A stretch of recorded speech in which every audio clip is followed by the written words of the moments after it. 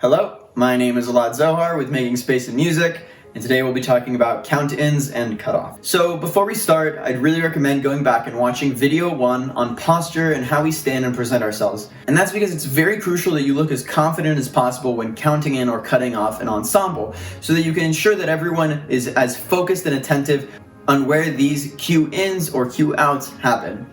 So now that we look good and we're looking as confident as we possibly can, let's talk about the fundamentals of how we count in.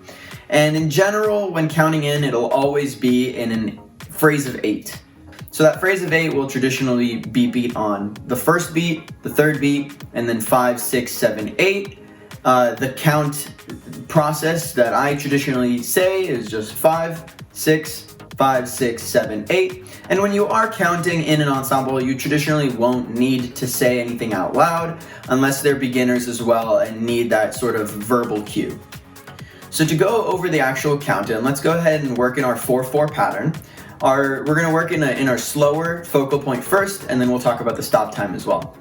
So in focal point, traditionally you will start with your right hand only. I'll mirror with my left, and we'll go ahead and start by just beating 1 and having a slight rebound. Then we'll beat on 3, and then we will beat 5, 6, 7, 8. Now, as far as whether to use one hand, both hands, or a hybrid of the two, personally I prefer starting beats 1 and 3 with just my right hand, and then 5, 6, 7, 8 both. Now the argument goes that using one hand the entire time will make it so that the ensemble can't confuse your count in from the first measure. And that's something that is arguably correct. Again, as far as the way that I do my count-ins, that's just a preference thing. So then as far as doing the actual count-in, it'll look something like this. 5, 6, and 5, 6, 7, 8, 1. So now that we've talked about focal point, let's talk about the stop time, faster tempo count-ins. Here we go. So same process. We're going to be beating 1, 3, and then 5, 6, 7, 8. And again, going through that, the way that it'll look is we're just going to give 1 with a stop, then 3 with the stop, and then 5, 6, 7, 8 in our traditional 4/4 stop time pattern, which you should have seen in one of the previous videos. Now again, our counters will be something that we usually use an 8 count phrase for, even if we're going into a 3/4 pattern or a 2/4 pattern or even a 5/4, we'll usually always do count-ins in 8, and that's just for consistency and clarity. Another reason might be because when we're starting phrases in a marching band environment, usually we get 8 clicks from the Met, and so the concept of using 8 clicks to start is very hard ingrained into us as performers in the marching arts setting. So now we've covered count-ins, let's cover cut-offs. Cut-offs are something that I'd highly recommend just attaching at the end of every exercise that you do, just to help you identify the ends of phrases, but also practice the mechanic of doing that cut-off. So now let's go ahead and cover the cutoff in the 4/4 pattern. And they will be slightly different, but the last 2 beats of every cutoff will generally be about the same. So we'll start with the 4/4 pattern and then work our way through 3/4 and 2/4 as well. In 4/4 with focal point, it'll look something like this. We'll start with 1 and 2 looking the same, but 3, rather than going out, we'll just chop it back in. So again, it'll look like 1, 2, 3, and that's so that for beat 4, we hit the ictus, come all the way around, and cut off and arrive on beat 1. So altogether, it would look like this. 1, 2, 3, 4, 1. One more time. 1, 2, 3, 4, 1. Cool.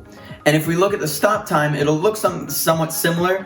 The way that you approach the cutoff can actually differ based on the tempo. So if you're dealing with something in 180 beats per minute, you might even avoid that chop altogether. But in general, it could look like either 1, 2, 3, 4 off, or it could look like 1, 2, 3, 4 off.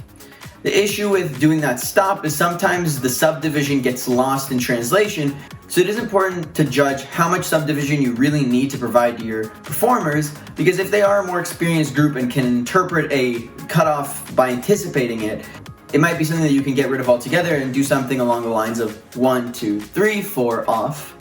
But that would also rely very heavily on you being very confident in your internal pulse. For the sake of consistency through this beginner series though, let's go ahead and focus on our chops only.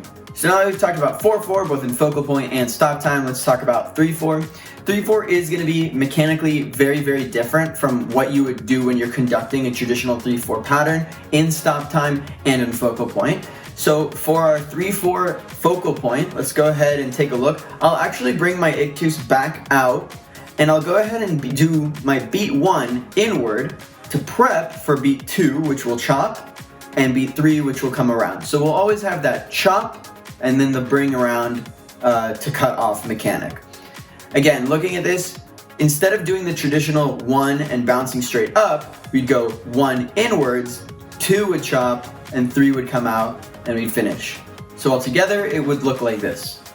1, 2, 3, off.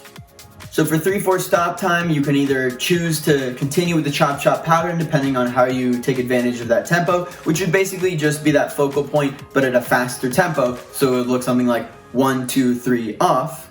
Or you could take advantage of something that looks more like 1, 2, 3, off, or even 1, 2, 3, off. The easiest thing to do is to just go 1, 2 as if we were to do a normal 3/4 stop time pattern, and then for beat 3, you would come straight up, round it off, and do a cutoff shape, like an arcing shape. Another way that you could approach this, if that feels too reductive for you, is to go ahead and do the chop chop, or to do 1, 2, 3, off. And so instead of going out for 2, we would go in for 2, and then just bring it all the way around for 3, 1. So altogether, that one would look something like 1, 2, 3, off.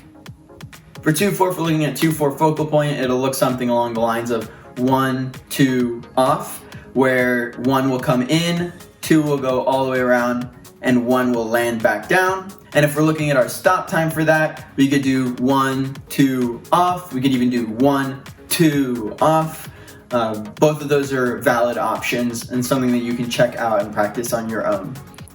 So at the end of the day, the thing that we need to consider when we're talking about our count-ins and our cut-offs is the fact that we need to be as clear as possible to dictate to our musicians exactly what we need out of them, which is to start playing or to stop playing. And it's very important to recognize that most ensembles struggle a lot with doing those two things together. And so if we, as the person dictating time, are able to be as clear as possible about that, we can remove the amount of variables that could be creating discrepancies in our musical ensemble, and that would mean that we'd be doing our job correctly. And with that said, my name is Zohar, and I'll see you next time.